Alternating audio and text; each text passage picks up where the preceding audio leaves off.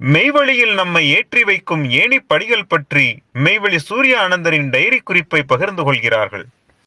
மெய்வழியில் தன்னை ஏற்றி வைக்கக்கூடிய படி ஏணிகளாக தங்களுடைய டைரி குறிப்பில் குறித்து வச்சுருக்கிறாங்க. அது நம்ம தெய்வ வாக்கியங்களை தெய்வ உழவுகளாக நாம் பார்த்து வந்தோம்.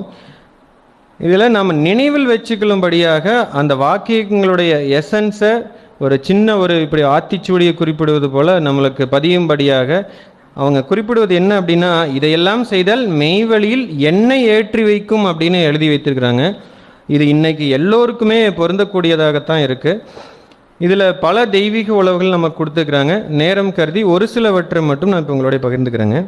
மூல மந்திரம் ஜபித்திரு, தெய்வ வாக்கியம் படி, மெய்வழி வேத பாடல்களை பாடி பழகு, நன்னம்பிக்கை வைப்பு மனப்பாடம் செய், பாரா வணக்கம் பார், அங்க சுத்தியாய் இரு, தெய்வ எண்ணத்திற்கு இணக்கமாய் இரு, தன்னறிவில் சாராதே, ஆத்திரத்தோடு இரு, இந்த மெய்யில் தெய்வத்திற்கு நன்றி செலுத்தி கொண்டே இரு, பிறருடன் வீண் பேச்சு பேசாதே, பிறர் குற்றம் பார்க்காதே, தெய்வத்தை தவிர எவரையும் பின்பற்றாதே, தெய்வ வசனத்தையும் உத்தரவையும் கட்டளைகளையும் நினை, மற்றவர்களிடம் பேசு, படுக்கும் போதும் நடக்கும் போதும் எழுந்திருக்கும் போதும் மற்ற நேரங்களிலும் மூலமந்திரத்தை ஜபித்து கொண்டு இரு.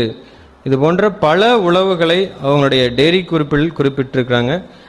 மெய்வழி சூரிய ஆனந்தர் அவர்களுடைய வாழ்க்கை குறிப்பிலிருந்து நமக்கு உணர்த்துவது என்ன என்பதை ஒரு சின்ன தொகுப்பாக நாம் பார்க்கலாங்க.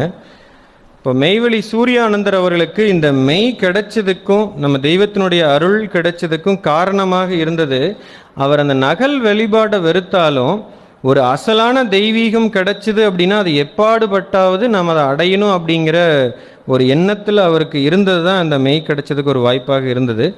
இதில் குறிப்பாக அவர்கிட்ட பார்க்கும்பொழுது வாதம் இருந்தது, ஆனால் அந்த விவண்டாவாதம் அப்படிங்கிறது இல்லாத ஒரு குணத்தை உடையவர்களாக இருந்ததுனால இந்த மெய் அவருக்கு கிடைப்பதற்கு வாய்ப்பாக இருந்ததை நாம் பார்த்தோம்.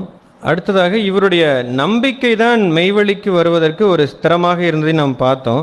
ஏன்னா முதல்ல அவர் நண்பருடைய செயல்பாட்டை கவனிக்கிறார்.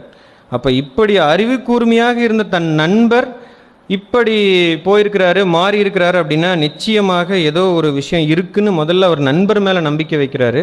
அதற்கப்புறமாக மெய்வழிக்கு வந்ததுக்கு அப்புறமாக நம்ம தெய்வத்தின் மீது முழு நம்பிக்கை கொண்டு தெய்வ உத்தரவில் பின்வாங்காத நிற்கிறாரு. அப்படி இருந்ததுனால தான், அது எதையும் உரசி பார்க்காம தெய்வம் கொடுக்கறத அப்படியே ஏற்றுக்கிட்டதுனால தான் நம்ம தெய்வத்தினுடைய அந்த ஆசீர்வாதம் இவர் பெற முடிந்தது என்பதையும் பார்த்தோம். ஏன்னா அந்த தெய்வத்தினுடைய அந்த திருமணி நாவு கொண்டு இவங்களை அவன் பரிபூர்ணமாக சரணாகதி அடைந்தவன் என்றும், நாம் எதை கொடுத்தாலும் பிரித்து பார்க்காமல் அப்படியே விழுங்கி விடுவான் என்ற தெய்வத்தினுடைய அந்த திருவாய் உரை கொண்டு குறிப்பிட்டதையும் இவருடைய உண்மையான திட நம்பிக்கையை அந்த இடத்துல நம்ம பார்க்க முடிஞ்சுதுங்க. அதோடு இவருடைய நண்பர் மெய்வழி கைலி ஆனந்தர்களுடைய நடவடிக்கைகளும் செயலும் இந்த மெய்வழிக்கு வருவதற்கு வாய்ப்பாக அமைஞ்சதை நம்ம பார்த்தோம். ஏன்னா தெய்வம் குறிப்பிடுறாங்க, உன் பேச்சாலும் செயலாலும் மற்றவர்கள் இதை சரியாக பார்க்கணும் அப்படிங்கிறாங்க. நீ அவங்க எனக்காக நேர்பகையாக இந்த மெய்க்கு நீ ஆக்கிறாத அப்படின்னு குறிப்பிடுறாங்க. அதுபோல் ஏன்னா இப்போ அவர் மெய்வழிக்கு வருவதை வெளிக்காட்டாமல் இருந்தோனாலும் அது இருக்காது. அவர் மெய்வழி கைலி ஆனந்தர் அப்படின்னு போர்டு மாட்டியும் கெஜெட்டில் தன்னுடைய பேரை மாற்றியும் அவர் அதில் எவ்வளோ ஒரு மெய்க்கு வருவதை அவர் வெளிப்படையாக காமிச்சிருந்தார். அதோடு இல்லாமல் அவர் நாத்திகராக இருந்தாலும் முதல் இருந்ததை கூட அவருடைய நடை உடை பாவனை செயல் எல்லாமே இந்த மெய்க்கு வந்ததுக்கப்புறம் மாற்றமாக இருந்தது. ஒரு புதிய ஜீவனை இழுப்பதற்கு ஒரு வாய்ப்பாக இருந்ததையும் நாம் இவருடைய குறிப்பிலிருந்து பார்த்தோம்.